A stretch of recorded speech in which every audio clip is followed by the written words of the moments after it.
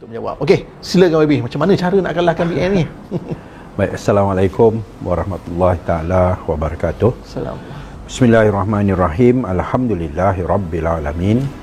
Wassalatu wassalamu ala sayidina Muhammad wa ala alihi washabihi ajmain. Tajuknya mungkin agak lain daripada yang lain lah. Itulah. Tetapi sebenarnya ianya bukanlah satu perkara ataupun tajuk yang susah dan sukar untuk difahami. Kalau dalam bahasa Inggeris dia kata it's not rocket science lah, ya. Yes.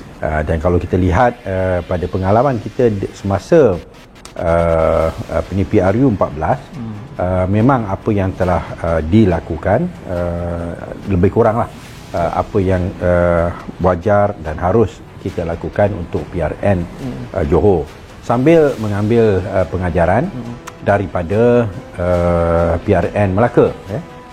Yang pertama, pembangkang mesti bersatu. Pembangkang mesti bersatu, ya. Yang mana yang nak kalahkan Barisan Nasional, nak jatuhkan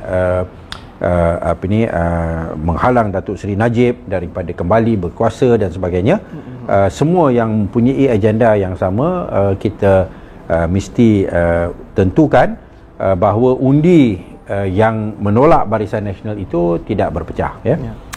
Itu kaedah yang pertama, ya. Dan inilah apa yang dikatakan kemah besar. Ya, nak cuba satukan semua pembangkang, dan benda ni telah pun dibahas dan dipersetujui oleh Pakatan Harapan dah lama, betul. sejak retreat di Port Dickson, ya. Tetapi kita tidak mengamalkannya, ya.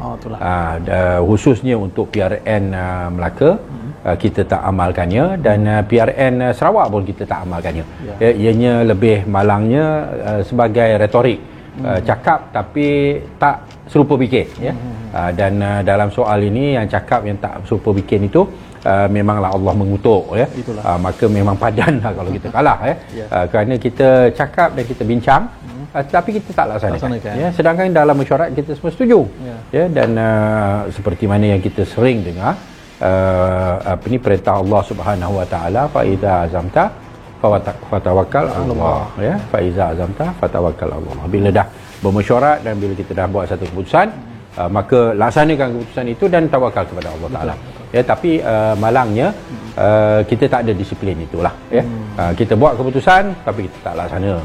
Ada pula yang buat keputusan, bila laksana macam-macam lah yang kat bawah ni buat bising dan sebagainya. Sedangkan dia orang tak terlibat dalam perbincangan. Ya, kalau dia orang rasa dia orang lebih tahu, kerana mereka lebih maklumat, mereka patut datang dan ambil lah tempat, ya, dalam majlis presiden. Kita dah beri tanggungjawab dan amanah kepada pimpinan. Dia cuba jalankan tugas dia sebaik yang mungkin, bahas habis-habisan sampai habis masak sesuatu tajuk, tetapi akhirnya bila dah buat keputusan, yang bawah ni yang tak tahu ujung pangkal tolak, macam isu MOU kan sebagai contoh, ya. So bila kita dah ada satu keputusan dan kita dah bahas, maka kita usahakan, kita laksana dan kita tawakal kepada Allah, ya. Lalu keputusan untuk mengamalkan kemah besar ini telah dibahas banyak kali. Dah buat bengkel, dah buat retreat, dah bincang, dah bentangkan dan sebagainya, semua setuju. Tapi bila time pelaksanaan, ada yang menolaknya, dan menghalang daripada ianya terlaksana. Tetapi Parti Amanah Negara khususnya, kita telah membuat keputusan kali ini kita akan laksanakan. Sama ada yang setuju ke tak setuju ke, ada yang cakap setuju tapi tak nak buat ke, tu terpulang pada masing-masing lah. Ya, lalu akhirnya Parti Amanah Negara dan rakan-rakan yang lain dalam Pakatan Harapan, kita setuju kita laksanakan pendekatan kemah besar ini. Dan kita dah sebut, dalam PC pun dah disebut, kita akan bekerjasama dengan muda, dengan warisan, dengan pejuang. Kita akan cuba usahakan. Ada wartawan tanya bagaimana pula dengan Perikatan Nasional, dan Datuk Seri Anwar Ibrahim kata, Perikatan Nasional ni bukan pembangkang, ya. Dia pembangkang, bukan pembangkang. Dia bersama dalam kerajaan. Tapi dia sama dia bergaduh. Ya, dan sekarang ni PRN Johor ini bertujuan, dilakukan oleh UMNO bertujuan untuk nak sepak ke tepi lah Perikatan Nasional ni, sama ada bersatu dan juga PAS. Tapi mereka ni masih tak tahu malu, masih duk merayu-rayu lah. Okey lah, tu masalah dia. Okey. Tapi yang bagi kita, Yang penting biarlah semua yang bersetuju nak jatuhkan Barisan Nasional ini bersatu, berusaha untuk bersatu, berusaha untuk berunding, berbincang dan membuat keputusan supaya kita tak akan bertindihlah dalam kita punya pertandingan di mana-mana kerusi dengan adanya manifesto, kerangka manifesto yang secara umum apa yang ingin dilaksanakan kalau kita menang, ya. Itu semua sedang diusahakan dan Amanah memainkan peranan yang antara yang terpentinglah ke arah itu, ya.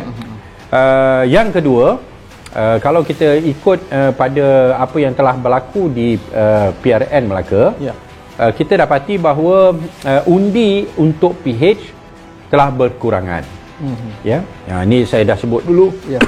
Dalam PRU 14, undi popular, PH dapat 51%. Ya, 51%. BN dapat 37%. Dan PAS dapat 11%. Ya. 51, 11 dan 38 lah lebih kurang, ya. Tapi untuk PRN yang 51% yang kita perolehi itu telah berkurangan menjadi 37. Dan BN dapat kekalkan dalam 38% juga. Tapi yang Perikatan Nasional ni bertambah. Dia PAS campur dengan bersatu, dia dapat 25. Daripada 11 dia melonjak jadi 25%. Dua parti tu. Maknanya orang yang tolak Barisan Nasional ni tetap sama. PRU 14 pun dia 37-38%. Bila PRN Melaka pun 37-38%. Tak ada bertambah. Tapi yang masalah kita ialah undi yang menolak BN ni pecah. Betul. Lebih-lebih lagi yang dibawa lari oleh bersatu sebanyak 14%. Okey.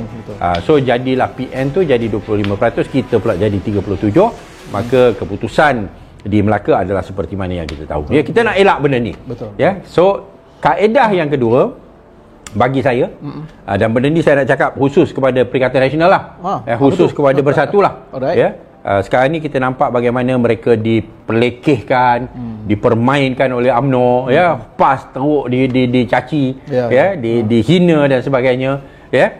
Dan kedudukan mereka dalam kerajaan sebagai rakan kongsi ni pun tak begitu stabil, ya. Asyik diugut, dibuli dan sebagainya. Mereka dilayani dengan cara yang cukup merendahkan dan menghina, ya. Pandangan saya lah, saya nak cadangkan pada Perikatan Nasional, buat seperti mana Mahathir buat untuk PRN Melaka. Ya, PRN Melaka, Mahathir kata dia tak terlibat, tak bertanding. Dia tak bertanding. Tujuan dia ialah untuk nak tunjuk pada PH bahawa nak capai kemenangan. Kalau PRU 14 dulu kamu menang kerana adanya parti Melayu bersama, ya, maka dapat pegang undi Melayu itu, ya. Maka Tun kata tak payah, untuk PRN Melaka ni saya tak terlibat, ya, sebagai nak berikan pengajaran kepada PH. Tapi ada yang ambil pengajaran, ada yang tak, tu pulanglah. Ada yang dapat pengajaran yang lain yang berbeza dan sebagainya lah, masing-masing buat konklusi dan membuat penilaian masing-masing, ya. Tapi untuk PRN Johor ni, kalau Perikatan Nasional tak libatkan diri, okay, dia boleh buktikan kepada Barisan Nasional bahawa Barisan Nasional memerlukan Perikatan Nasional untuk menang dalam PRU ke-15. Untuk PRU ke-15. Untuk PRN Johor ni kamu jangan terlibat. Ya, kamu gunakan sebagai satu platform untuk nak buktikan bahawa kamu ada nilai. Seperti mana Tun buat sebelum ni. Seperti mana Tun buat Melaka. Tapi walaupun kesimpulan masing-masing berbeza, tetapi bagi saya, kalau mereka buat begitu, maka keputusan di Johor ni dan bersatu dan pembangkang semua dapat bersatu, maka PRN Johor ni UMNO akan kalah. Ya, bila UMNO kalah, maka untuk PRU 15 dia akan fikir balik, macam mana kami nak menang. Ya, kami kena kerjasama dengan Perikatan Nasional. Ni kalau dia orang fikirlah. Kalau dia tak buat begitu, dia masuk juga 3 penjuru juga dapat macam Melaka juga. Ya, kerana berpecah. ya, dapat keputusan macam Melaka juga, maka UMNO Barisan Nasional akan terus dengan pendekatan yang sama untuk PRU 15. Dan mereka tidak akan diberi ruang. Seperti mana di Melaka, walaupun dia ada adun, dia menang.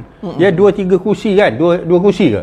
Ya, dia menang, tapi tak diberi apa-apa peranan. Awak jadi pemegang. Ya, memang disingkir. UMNO nak bersendirian. Ya, Johor pun dia nak buat benda yang sama. So kalau Perikatan Nasional tak terlibat, tapi kalau PAS nak terlibat tak apalah. Ya, dulu PRU 14 pun dia terlibat, dia 3 penjuru pun tak ada kesan. Ya, hanya di Pantai Timur lah. Ya, tapi kalau dekat Johor ni, kalau PAS nak terlibat, biar PAS ya. Bersatu tak payah terlibat. Biar tunjukkan kepada UMNO BN bahawa kamu ada nilai tambah. Barulah dia akan datang dan bincang untuk PRU 15. Tapi kalau buat seperti mana yang berlaku di Melaka, dapat keputusan yang sama, maka kamu akan tetap diketepikan. PRU 15 pun akan diketepikan juga. Saya punya sure begitulah. Tapi memang takkan jadi sama macam Melaka. Ya, kerana di Melaka, malangnya kita tak ada kemah besar. Ya, dia masih lagi lah walaupun kita pakai satu logo kat Johor ni, kita ada PKR nak pakai logo dia sendiri, tetapi kita masih yang 3 tu. Yang 3 ni Amanah, DAP dan PKR, memang kita ada sokongan. Tak boleh nafi 37%. Betul. Tapi tak cukup. Tu yang masalahnya, bukan kita tak ada sokongan. Mungkin orang kata ialah yang 37% tu 20% adalah ataupun 15% adalah daripada PKR ke apa tu, terpulanglah. Masing-masing lantaklah. Tapi yang pentingnya congak 3 parti ni tak cukup. Terbukti lah hampir nak sama, 38 dengan 37 dari segi undi popular. Tapi tak cukup. Tapi kali ni dalam PRN Johor, walaupun Bersatu akan bawa lari sebahagian, tapi sebahagian lain akan datang balik melalui muda. Kan? Dan ada juga faktor pengundi muda. Yang kita pun tak ada siapa yang boleh ramal lah. Betul. Worst case scenario katalah 50-50 lah. Worst case scenario katalah 50-50. Tapi adanya muda, dia dapat pecahkan sebahagian daripada penyokong Bersatu yang telah pergi sokong Bersatu dalam PRN Melaka.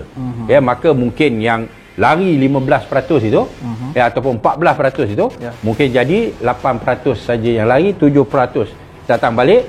Maka dengan itu kita akan dapat keputusan yang lebih baik daripada yang di Melaka. Itu kalau kita guna congakkan yang biasalah, tanpa satu kajian yang lebih detail. Susah kita nak buat tu. Tapi hakikatnya kita kena akui, Bersatu telah bawa lari undi Pakatan Harapan sebanyak 14%. Dan kita kena counter benda tu. Cara macam mana nak counter? Kita kena masukkan muda, kita kena masukkan warisan, kita kena masukkan pejuang dalam grup kita yang sama, supaya akan dapat balik sebahagian daripada 14% yang lari tu. Kalau kita buat tak tahu je, tak apalah, itu kerana masalah logo lah, masalah inilah, masalah itulah. Ini semua penafian. Penafian terhadap fakta. Kita menang GE14 pun dengan adanya Bersatu. Kita kalah PRN Melaka kerana Bersatu telah tak bersama kita. Dia telah bawa lari sebahagian daripada undi kita. Secara teorinya memang saya rasa ini satu pendekatan ataupun strategi yang sangat baik sebenarnya. Walaupun ialah saya suatu perkara yang baru apabila soal strategi dibincang secara umum macam ni. Mungkin ialah nanti boleh ulas sama ada dibincang di peringkat dalaman, mungkin ada rundingan di peringkat dalaman, macam mana untuk tarik undi Bersatu sebagainya. Cuma yang nombor 2